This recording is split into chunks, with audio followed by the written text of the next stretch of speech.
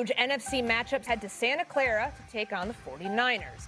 Both teams are 11-4 this year. That has the Bears atop the NFC North currently, and the conference's 2 seed, while the Niners are second in the NFC West and in position as a wild card team. Both the Bears and 49ers are still in the hunt for the 1 seed, but it's very dependent on who wins this game.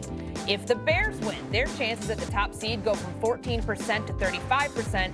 If the 49ers win, their chances go from 32% to 52%. So, Kevin, knowing all of that, knowing all the numbers, who has more at stake on Sunday? Is it the Bears or is it the 49ers? It's the Bears because they're still trying to prove themselves as a franchise, because they're trying to exercise 40 years of football trauma, and it's happening in real time, and we're seeing it, and we're seeing Caleb Williams make the leap and all of that stuff.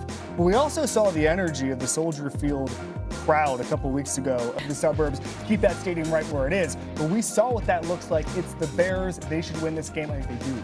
RC, who you think? I think you still have questions about Brittany. There's no way that you can erase out of your mind what Phillip Rivers had the ability to do in the first half of that game against Robert Saleh's defense, a defense that doesn't stop the run efficiently. They can't put pressure on the passer. And if you are going to win any games in the playoffs, you have to be able to do that in the NFC. Now, this is Kyle Shanahan's, in my opinion, this is his best coaching job of his career. He should have Coach of the Year considerations. But to be able to win this game, to then go win an NFC West game and be the #1 overall seed is exactly what this team needs. Christian McCaffrey has put this team on his back the entire season. Brock Purdy's reemergence into the starting lineup after coming off of injury has bolted this offense into one of the best in the world, right? I was talking to Morstead this weekend, and he was like, I don't punt no more, right? He was like, I don't know. This man just kicked it to the net the entire game. If you can find ways to get stops on defense against the Chicago Bears and make the playoffs come through Santa Clara with a first-round bye, I believe that's their only chance to get to the NFC Championship. It's important for them to win this game. We found another job Mike T could do. He could be the Niners punter. Yeah. They've not punted since November. That's an insane feat. It is, and they're going to get Ricky Pearsall back, so their efficiency will actually continue to improve. So this is, to me, Coach of the Year type of work by Kyle Shanahan, and I do think if they get home field advantage and they only have to play 2 games and then play in the Super Bowl, it'd be absolutely remarkable. And their offensive line, to me, is playing as good as any in the league, but their defense is a massive concern. As you mentioned, like if Phillip Rivers can avoid their rush, you know, it bodes well for Caleb Williams. My other concern about the Bears and why I don't know if it's sustainable, they lead the league in turnover margin, and I just, every week we say it, and it keeps happening, but at some point, does that run out? That's one thing I've wanted to ask you about now for a while, because they do have 31 takeaways this season. That's the most in the NFL. To do that without a consistent pass rush, how rare is that? No, it's rare. I mean, like Lovie Smith, Coach Dungy, those were guys that really emphasized the turnovers, and they were great at it for a decade.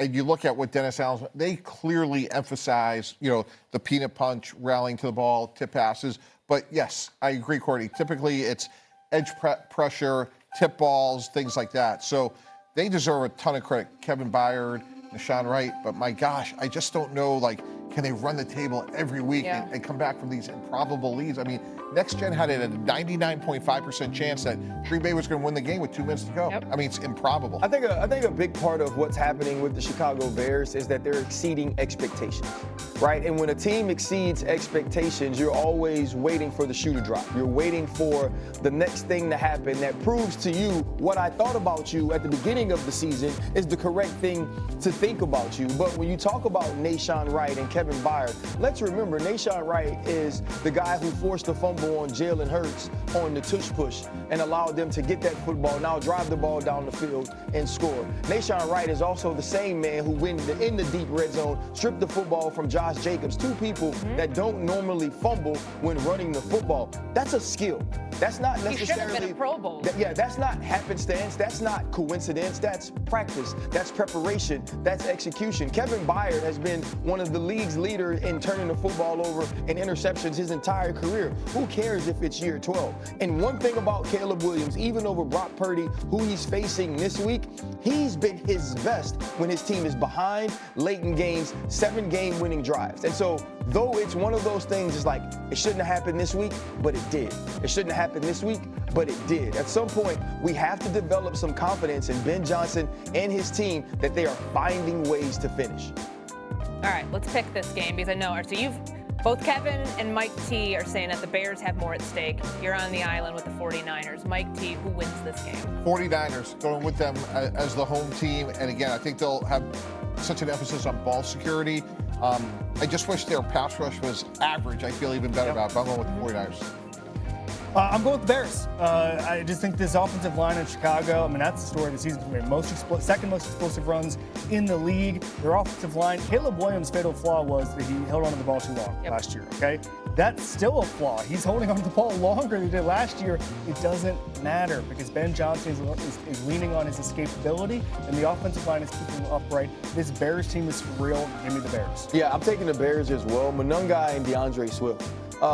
They've developed a Jahmyr Gibbs and David Montgomery sort of duo in Chicago. The physicality in which they play. And now if you're Robert Saleh, you have to start to stack that box and play one-on-one on the outside. The play-action game of Caleb Williams and the Chicago Bears can just be absolutely deadly. And I think they're going to play ball possession against this very explosive San Francisco 49ers offense. Yeah, we know the Bears are the 2 seed currently. They very well could face the Green Bay Packers once again in the postseason. Right now, currently slated as the 7. Who you got?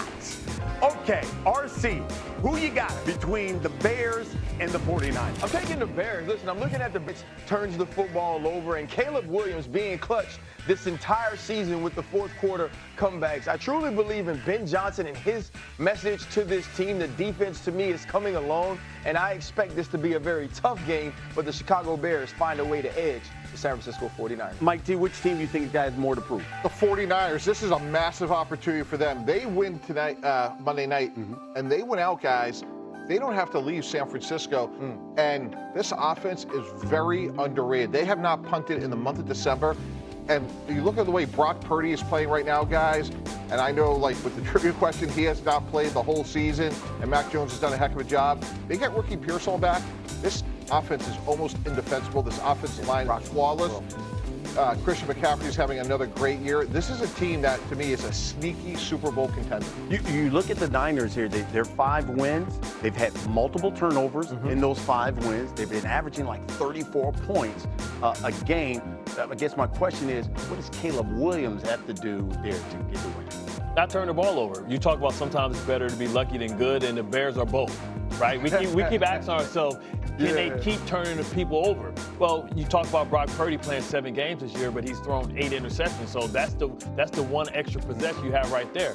And you talk about last week, Caleb Williams with a great pass rush didn't get sacked one time on 34 attempts. Well, guess what? San Francisco can also, you talk about this run game, so that means that you're going to have to put somebody in that box, 8-man box that creates one-on-ones on the outside and opportunities for Caleb to use his athleticism also to feel emboldened within the pocket. You know, when you're not getting your uniform dirty, you feel real proud about yourself. You'll stand nice and bold in that pocket. Yeah, also, too, though, when you watch the Chicago Bears play, there are a lot of those sacks that Caleb Williams avoids because of his athleticism, because of his elusiveness. And I think that's been a huge part of the way this team has operated, especially in some of these comebacks, is him being able to not only pick up first downs with his legs, but create second play opportunities. Yeah, both of these teams have been questioned. You look at the Niners, they've been rolling. People are like, yeah, they're winning games, even though they've been under the radar.